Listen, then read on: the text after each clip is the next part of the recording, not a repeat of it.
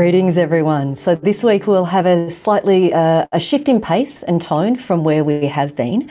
And I'm going to start us today with a PowerPoint to offer us a frame for holding a container for the losses of our inner child. And so today we're going to go through some songs for your inner child. I've got 4 songs on the playlist. And I invite in a spaciousness that can hold an approach of reverence as well as curiosity and tenderness when it comes to moving towards this domain of grief, this terrain of grief for our inner child. There is some poignancy that that can arise. Yeah, that can arise.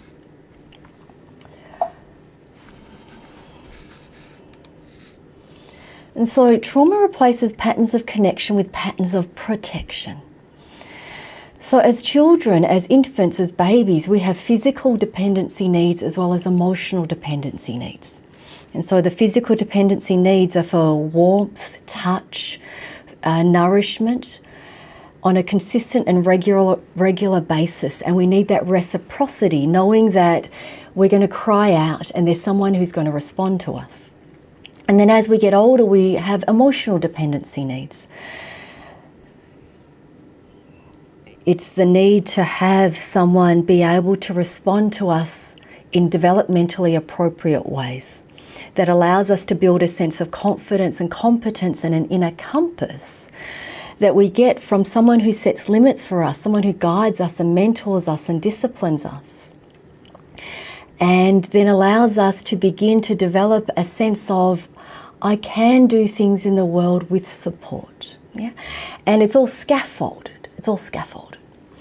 And so what can happen when there isn't enough of this witnessing, this attunement, this boundary setting, this guidance is we develop adaptive strategies. And so there's a phenomenon that's known as an adultified child or a parentified child, whereas a child we needed to take on the roles and responsibilities of adults. We had to become the caretaker for our siblings as well as for our parents in ways that meant that we couldn't move through the developmental phases of feeling our feelings, right? Learning that it's okay to feel, to trust, to reach out for help, and to experience this support. And then what can happen is as adults, when life becomes stressful or distressing, we can regress to or revert to child strategies. All or nothing thinking, black and white thinking, perfectionism, control, denial, to name a few. Yeah? And so what can happen as we start to learn about these things, you know, some of you may be following Daphne Lender's presentations for Trauma Research Foundation, is that it can bring up a sense of grief for what we didn't get as children. You see, trauma isn't just what happened that shouldn't have happened. Trauma is also what didn't happen that should have happened. And so the missing experiences in our development are just as impactful. I'm just going to offer a pause here. It's the things that we didn't get that we should have gotten. Protection, safety, the presence and time of a caregiver, because in the world of a child, time is love. You know, time with a caregiver is love, attunement and reciprocity, attention, affection, belonging, authentic expression, being cherished, being nourished, being supported, and being seen, heard, witnessed and accompanied. Notice what happens in your body when you see these images of presence and time and delight, being delighted in, being made to feel special. You know, Bessel talks about how being delighted in is a birthright of every child. And what I've noticed in my own lived experience as well as in my practice is that, yes, it is a birthright. And when we don't get the feeling of being taken delight in, we substitute and we surrogate. We find ways in which we can be needed to compensate for the missing experience of someone not taking delight in us. And so we then move through the world looking for ways in which we can be needed. We look for ways in which we can be useful. We look at the world in terms of how things could be better. And it's all an adaptive strategy and an effort to not be forgotten about, rejected, discarded, left behind, and to get the feeling of belonging. And yet it's compensatory to make up for not having been taken delight in. And yet we don't get what we didn't get. Yes, for many of us, we don't get what we didn't get. And so the imprint that didn't get made back then means that we walk through the world not knowing what it's like, not getting what it's like, thinking that that applies to other people but not to me, right? And one of the exercises that Alicia Skye actually shared with me years ago was cupping your hand over your mouth and saying your name and noticing what happens in your body. Yeah. What has become overcoupled with hearing your name? We can try it on now if you like. Linda.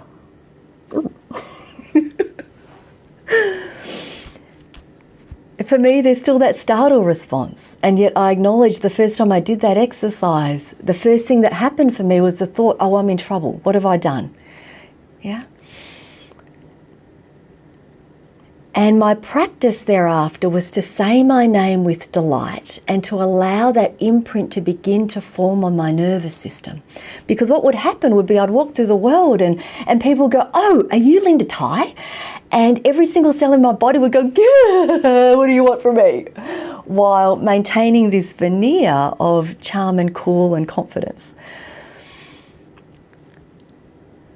And as I began to practice saying my name with delight and receiving it, an imprint began to be formed. I am a delight. Of course I'm a delight. Of course people are delighted to know me, to be around me. And yet there's so much about that that's foreign because we don't get what we didn't get. And so an invitation for you. If you would like to invite your inner child into your circle of worthiness, we can only grieve that which we can place inside our circle of worthiness.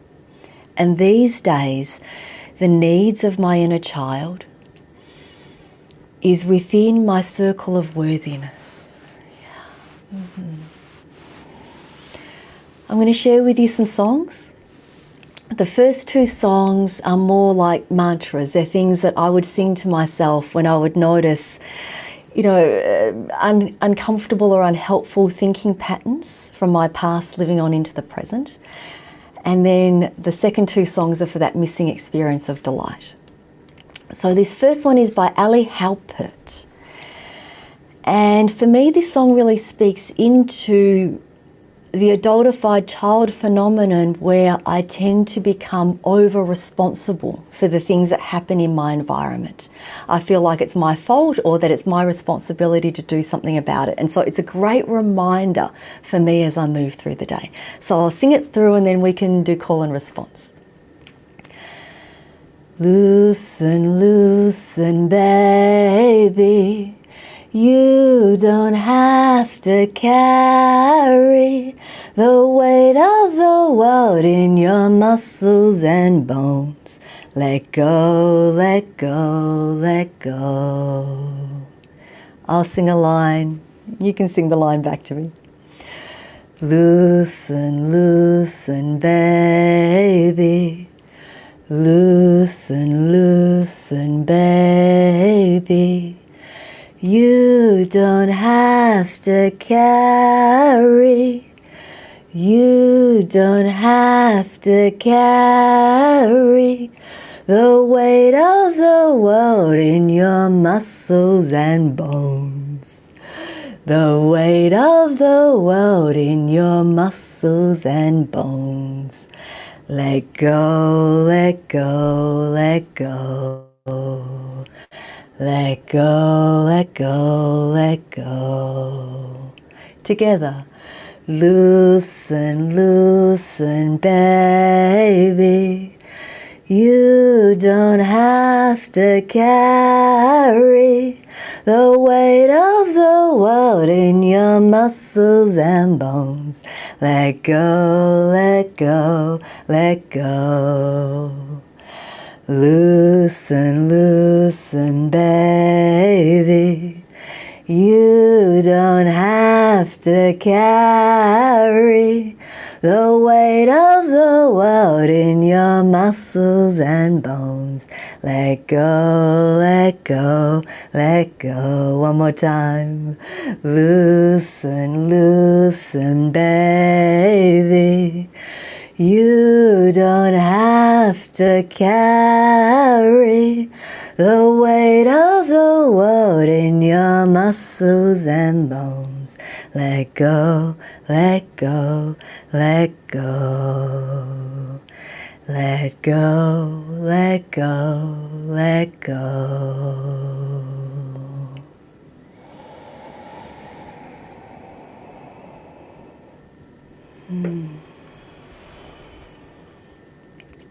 So thank you, Ali Halpert, for putting this song out there in the world.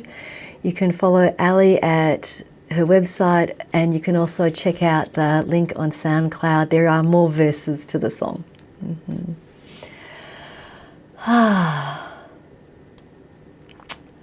This next song is a piece by Paul Vasile, and he derives inspiration for this song from the Mother Teresa quote, "I may never do great things that can move earth and heaven above, but I can do small, small things and do them with great love."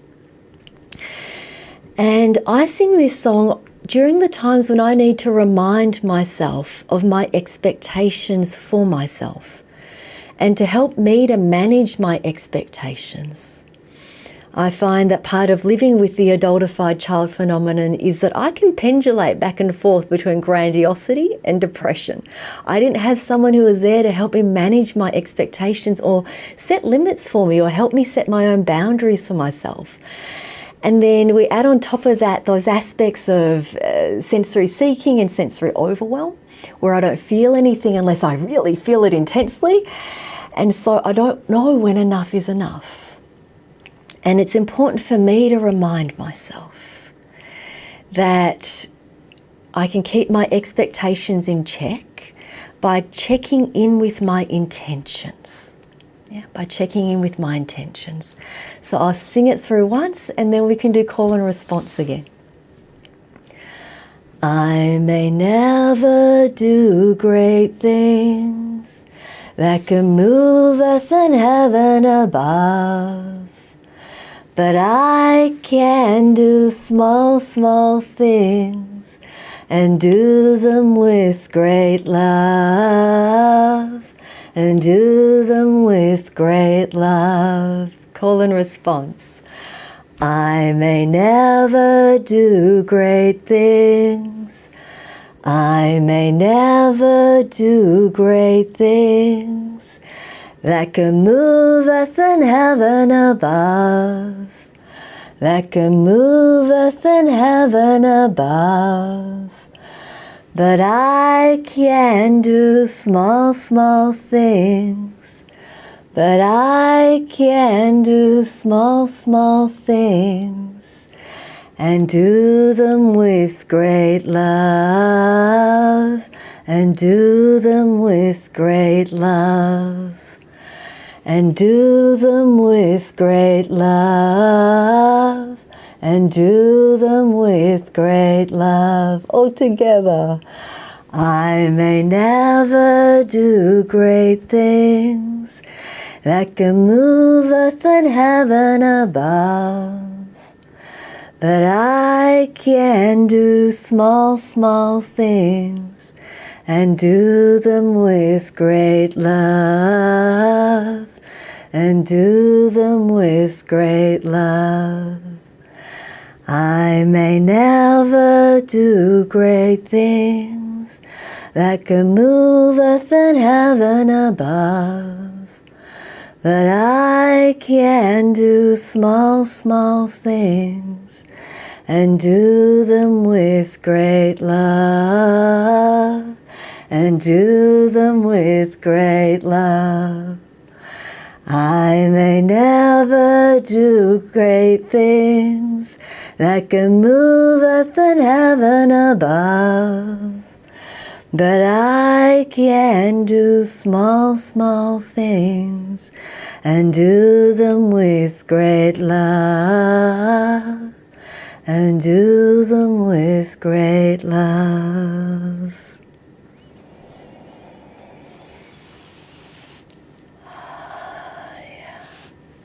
And pause to rock or sway or hug or hold. I'm going to grab my stuffy. So I have taught many of these songs to parents to share with children.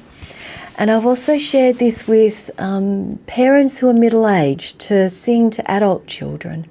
And so it can really land into that missing experience and land into also the spaciousness of my parents are human. And I wanted so much more for myself, and I wanted so much more for my parents and from my parents than what they were able to give to me. And as a result of not enough of that, there may be missing experiences that I can then offer to myself. Yeah, I can offer that to myself. And song is such a wonderful and gentle reminder, like an inner compass or a course correct. So this next song,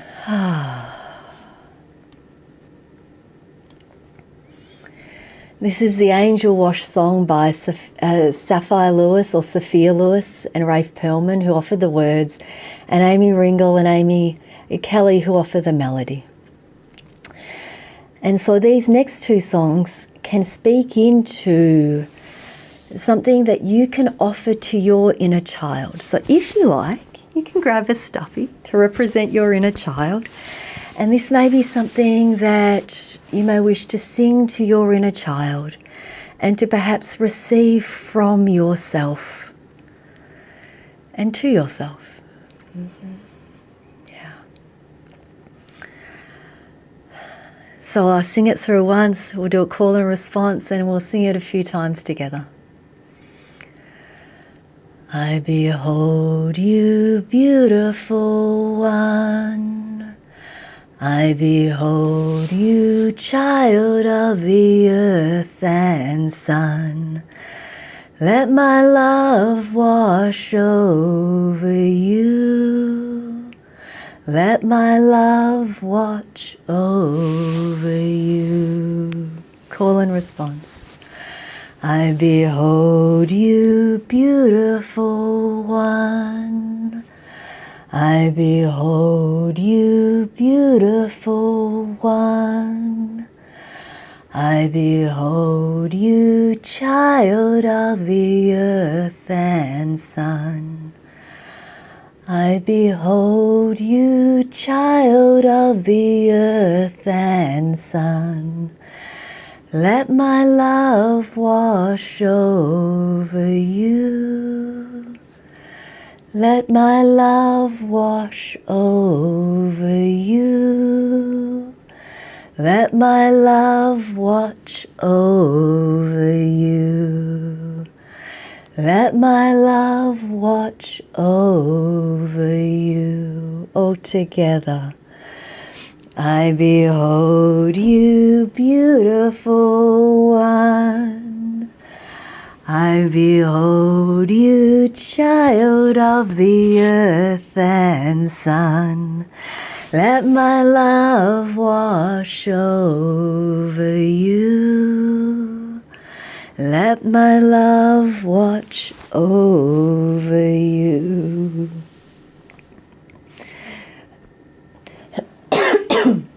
Excuse me.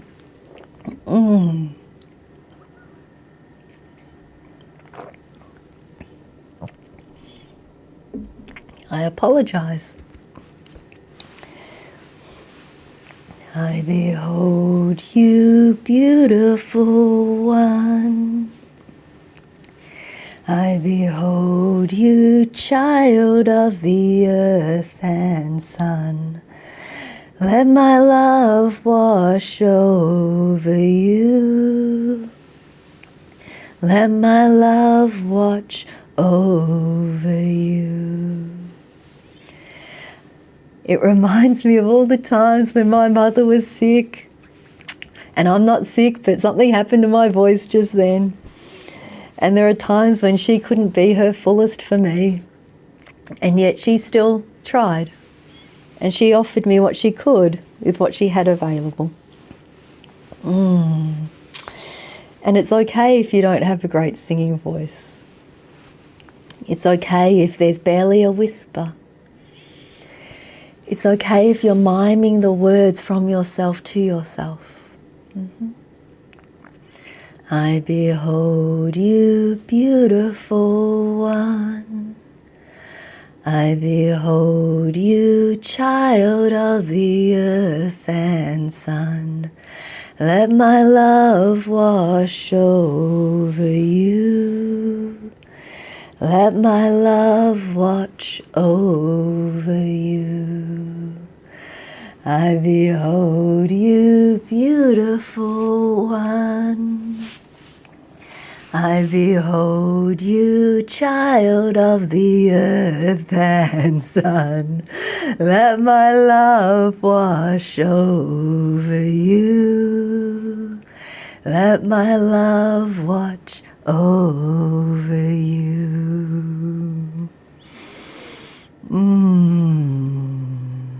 Yeah.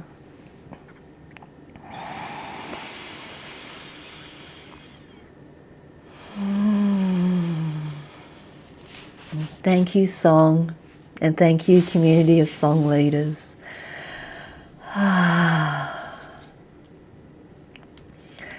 And then the last song for today. I love this song. It's by Amy Ringle. The first tune is by Liz Rogg.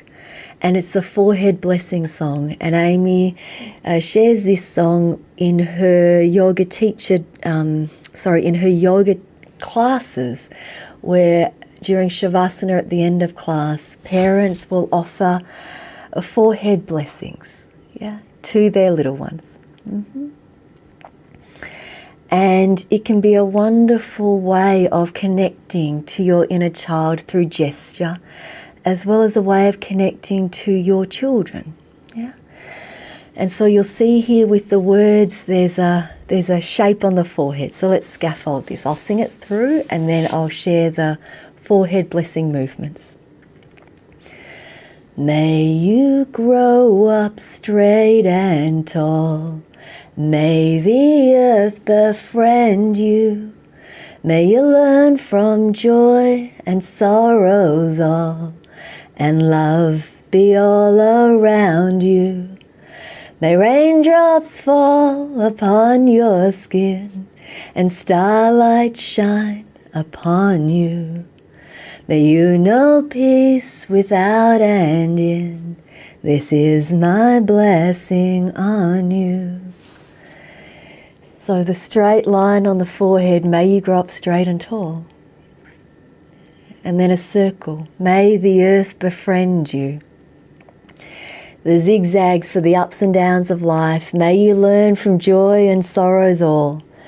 And then a love heart, and love be all around you. Gentle tapping, may raindrops fall to wash your skin.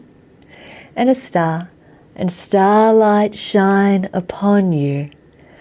The peace sign, may you know peace without and in. And then sweep the face. This is my blessing on you. So I'll sing it through once and I'll call out the movements. You can also offer it, you can also do it to a stuffy if you like. Straight line. May you grow up straight and tall. Circle. And may the earth befriend you. Zigzags.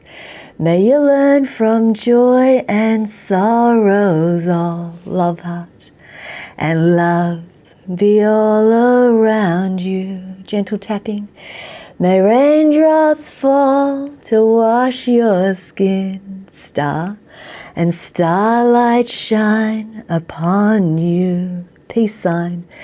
May you know peace without and in. Sweep the face. This is my blessing on you, straight line. May you grow up straight and tall, circle. May the earth befriend you, zigzags. May you learn from joy and sorrows all, love heart, and love be all around you, gentle tapping. May raindrops fall to wash your skin, star, and starlight shine upon you, peace sign. May you know peace without and in. Sweep the face. This is my blessing on you, straight line. May you grow up straight and tall, circle. May the earth befriend you, zigzags. May you learn from joy and sorrows all, love heart, and love be all around you, raindrops. May raindrops fall upon your skin, starlight, and starlight shine upon you, peace sign. May you know peace without and in. Sweep the face. This is my blessing on you.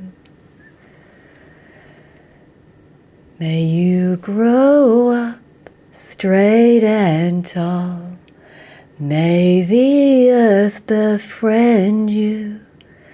May you learn from joy and sorrows all, and love be all around you. May raindrops fall to wash your skin, and starlight shine upon you. May you know peace without and in. This is my blessing on you.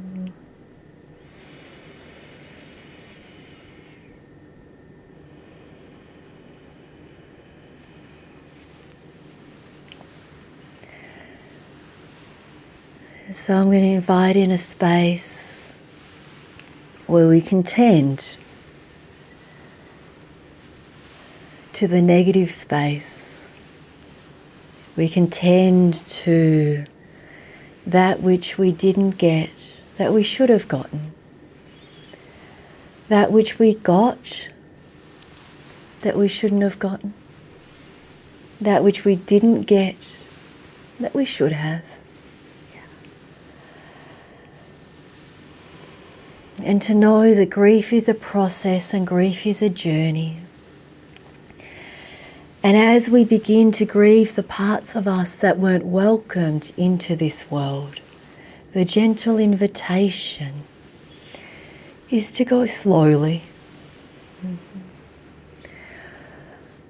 And to go at the speed of trust. And to go at the pace that feels most appropriate for you. You have a right to take your time.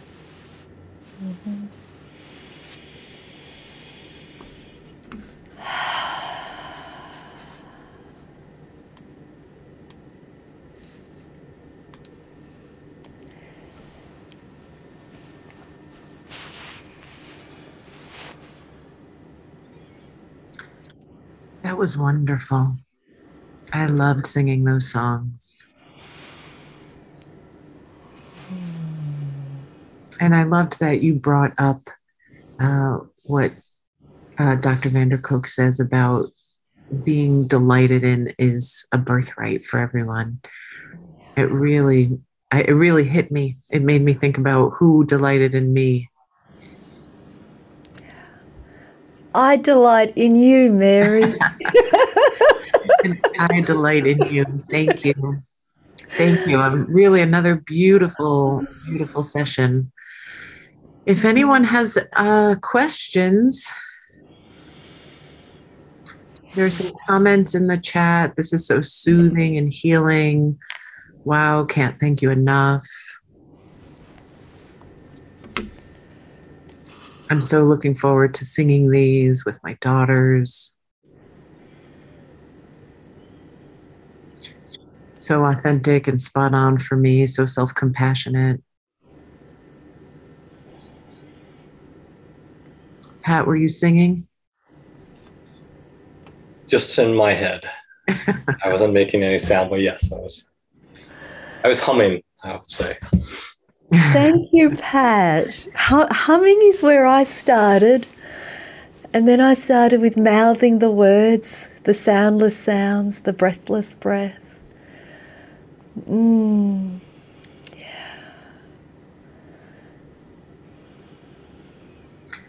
So sustaining, such containment. Thank you so much.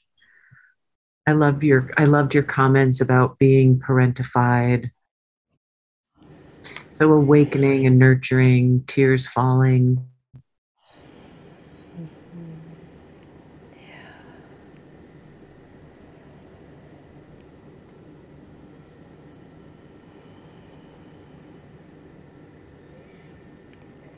Singing along can be hard for some of us. I'm going to share a story about Bessel, actually. Bessel, if you ever watch this, I hope this is okay.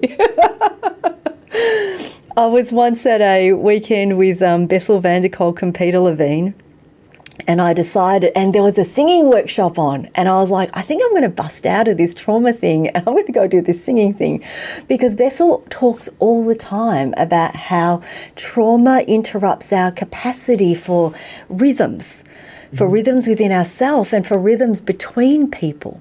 And so I'm going to this workshop and I can't sing along with everyone. I'm always a half beat behind. And then these people started to clap and sing, and it was just too much for me. I was barely holding on with the singing, let alone singing in tune, let alone singing at the same time as everyone else. And then they were clapping and singing and stomping and singing, and my brain left, right, front, back, up, down, like it was a mess. And by the end of, a solid half hour, I know I could do it. I could clap a half beat exactly behind everyone else, and I could sing along. And I was so proud of myself. And I was sharing this with Leisha, and Leisha was saying, because Leisha sings, she's a musician, she's a very accomplished musician. And she was sharing with me stories about how, like Bessel also struggles with the same thing. And it was just so validating and so heartening to go, yes, I am in such good company. And this is where I began, right? And I had done so much of my own healing at that point in time. And it took probably 5 or 6 years of being exposed to Bessel's message about how trauma interrupts the capacity for rhythms and rhythmicity, and how we can learn to rebuild this in groups with other people before I was able to begin.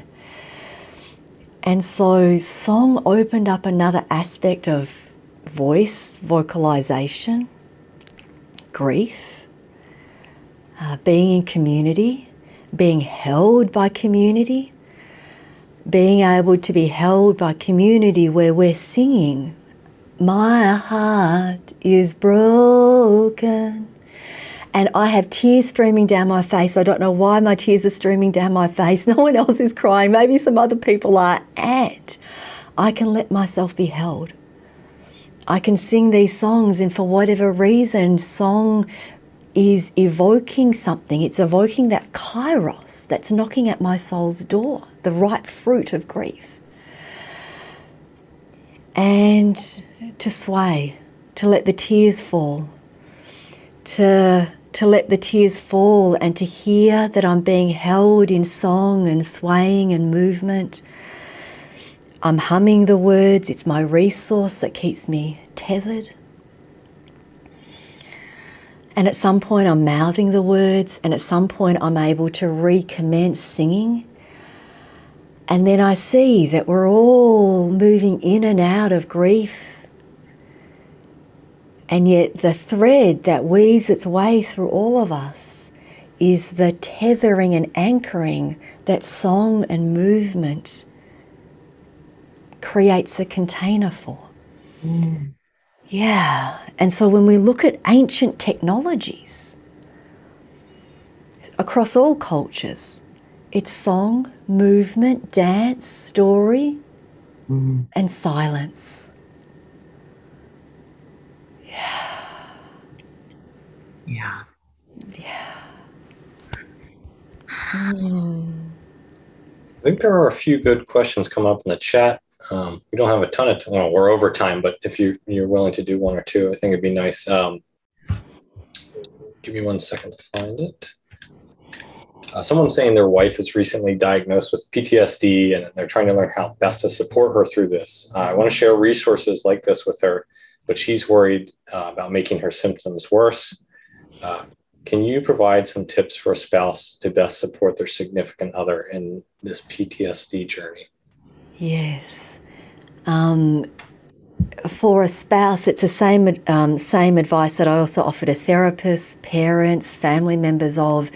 It's ways in which we take care of our own nervous system that allows us to then hold that space for someone else to be themselves in, because someone else's healing journey, in the process of healing, we actually get to experience the areas of ourselves that have previously not been safe to enter into that terrain of, or we haven't had the resources or the resourcing to enter into that terrain of. And as your beloved person in your life gets the help that they're looking for, this can actually be a lot for your nervous system. And so this is where getting yourself connected to a trauma therapist, to get yourself connected to support groups, to not feel any sort of guilt whatsoever when you're taking care of yourself in the ways in which you need to, so that your nervous system can be most supportive, so that you can observe and not absorb. So that you can observe and not absorb. It's very helpful. Here's another one that's kind of in a similar vein. How do we not expect our spouse to give us what we didn't get and what we're looking for? Yeah, yes. I believe that Dick Schwartz actually speaks into this extremely well with internal family systems, where with the traditional views of attachment theory, what can happen is we turn towards each other and we then ask our spouse to take care of what we didn't get as children. Yeah, or we're unconsciously or perhaps consciously holding out for the hope that they will. And with the IFS model, I then get to take care of the needs of my inner child. I get to tend towards the wounds of my own inner landscape, not as a form of hyper-independence and hyper-stoic self-reliance. There's a tenderness to it. Yeah, there's a softening towards.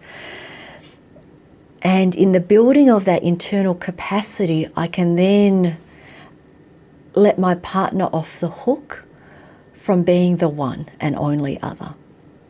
Yeah, and Bessel actually speaks about this as well, where being seen and being heard and being known is a function of groups, it's a function of communities.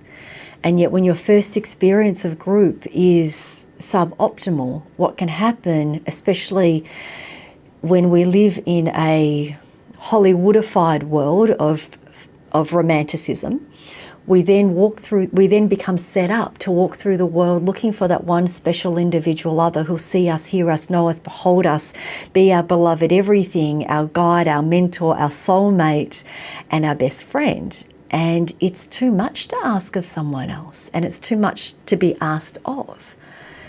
Yeah, and so so there's two sides to that. There's one, there's me attending to the wounds of my inner child. Two, there's finding communities within which I can be seen, heard, held and witnessed. That then creates a spaciousness between me and my beloved other. That is the space of invitation. Yeah. Mm-hmm. One more good one here. Hopefully we can find time for it. Do you believe, so I am that child who took care of everyone. Do you believe me becoming a foster parent has anything to do with this? Maybe. With a generous laugh at the end. Yeah. You know, I'm not going to answer that directly. I'm going to answer this in a roundabout way that I believe lateralizes this for folks who are on this call. And, okay, so what happens for us as children when someone isn't there for me, someone doesn't get me, then what I do is I go through the world looking for that special other person who gets me. I want to find the person who gets me. And then I go into therapy and I want my therapist to get me. And the task isn't for someone else to get me or for me to find someone who gets me. The task is actually for me to get me. Yeah. Not as an intellectual way.